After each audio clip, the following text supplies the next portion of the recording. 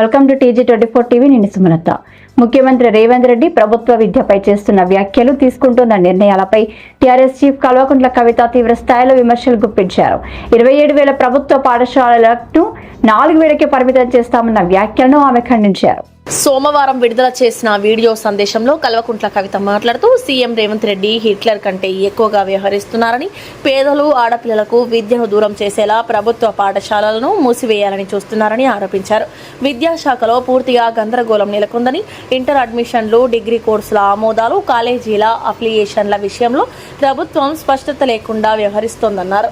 గురుకులాల్లో విద్యార్థుల మరణాలు, ఫీజు రియంబర్స్మెంట్ బకాయిలపై ప్రభుత్వం నిర్లక్ష్యం చేస్తోందని విమర్శించారు. జీవో నెంబర్ 7ను వెంటనే రద్దు చేసి ప్రైవేట్ విద్యా సంస్థల ఫీజుల నియంత్రణ చట్టాన్ని అమలు చేయాలని ఆమె డిమాండ్ చేశారు. జై తెలంగాణ. తెలంగాణ ప్రజలందరికీ కూడా నమస్కారం. మన రాష్ట్రంలో ఉండేటటువంటి పేద మధ్యతరగతి ప్రజలకు విద్యనే ఖచ్చితంగా వారిని వారి పేదరికం నుంచి బయటపడేసి వారి జీవితాలని అత్యున్నతంగా తీర్చిదిద్దుకోవడానికి పనికొస్తుందని మనందరం కూడా మన పిల్లల్ని ఒత్తిడి పెట్టి ఏదో ఒక విధంగా మన పిల్లలు చదువుకోవాలని ప్రయత్నం చేస్తూ ఉంటాం. డబ్బులు ఉన్నా లేకపోయినా పెద్ద పెద్ద ప్రైవేట్ పాఠశాలల్లో మన పిల్లల్ని చేర్పిస్తాం.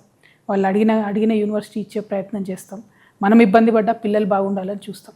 ఇదంతా ఎందుకోసం చేస్తామంటే ఆస్తులు ఉన్నా లేకపోయినా చదువు ఉంటే చాలనే ప్రయత్నంతో మనందరం కూడా చేస్తాం. సగటు పేద మధ్యతరగతి వారందరికీ కూడా విద్యనే ఆస్తి.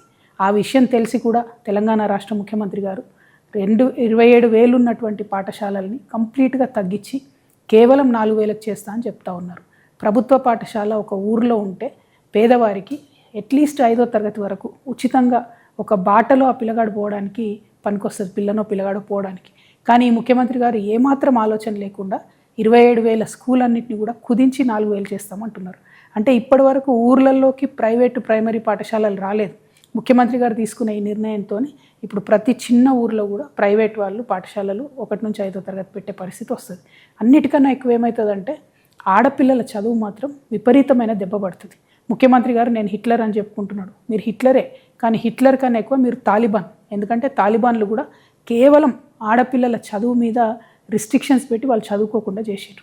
ముఖ్యమంత్రి గారే విద్యాశాఖ మంత్రి అయితే విద్యాశాఖ ఏదో వెలుగుతుంది అని చెప్పి అందరు భావించారు. కానీ అడుగడుగున అబద్ధాలు. ఇప్పుడు మీరున్న 27,000 పాఠశాలల్ని 4,000 పాఠశాలలు చేస్తే ఇప్పుడు ఉన్నటువంటి ఉపాధ్యాయులందరినీ ఏం చేస్తారు? మీరు ఈ 3 లక్షల పై చిలుకున్నటువంటి ఉపాధ్యాయులందరినీ కూడా తీసేస్తారా? 4,000 పాఠశాలలో అడ్జస్ట్ చేస్తారా? లేకపోతే వివిధ గవర్నమెంట్ డిపార్ట్మెంట్లకు పంపిస్తారా? మీ విధానం ఏందనేటటువంటిది క్లారిటీ లేకుండా పెద్ద పెద్ద అనౌన్స్మెంట్లు మీరు పక్క రాష్ట్రానికి పోయి చేయడం వల్ల మన రాష్ట్రం పరువు పోతుంది తప్పితే ఇంకొకటి జరగడం లేదు. ఇంకొక విషయం, విద్యాశాఖ అనేటటువంటిది సంపూర్ణంగా అస్తవ్యస్తంగా తయారైపోయింది. ఒక సర్కస్ నడిచినట్టు నడుపుతూ ఉన్నారు ముఖ్యమంత్రి గారు. కంప్లీట్గా ముఖ్యమంత్రి గారికి ఆ శాఖ మీద పట్టుకోల్పోయిందని చెప్పడానికి గురుకులాల్లో ఇప్పటికీ కూడా పిట్టల్లాగా రాలిపోతున్నటువంటి పిల్లలు, వారి ప్రాణాలే నిదర్శనం. 100 మంది పై చిలుకు చచ్చిపోయినా కూడా కనీసం ముఖ్యమంత్రి గారికి ఒక గురుకులం పోవడానికి కానీ గురుకులాల్ని రివ్యూ చేయడానికి కానీ టైం లేవు. కేజీబీవీ టీచర్స్ పాపం 10+2 చెప్తారు. వాళ్ళు సమ్మె చేస్తే కనీసం వాళ్ళ సమ్మెకాలం జీతం ఇచ్చేయాలన్నటువంటి సంస్కారం కూడా లేకుండా ఈ ప్రభుత్వం వ్యవహరించడం అన్నది చాలా దారుణం. ఇక ఇంటర్మీడియట్ ఇంకొక పెద్ద జోక్. ముఖ్యమంత్రి గారు రివ్యూ చేసి రేపటి నుంచి ఇంటర్ బోర్డు ఉండదని చెప్తారు.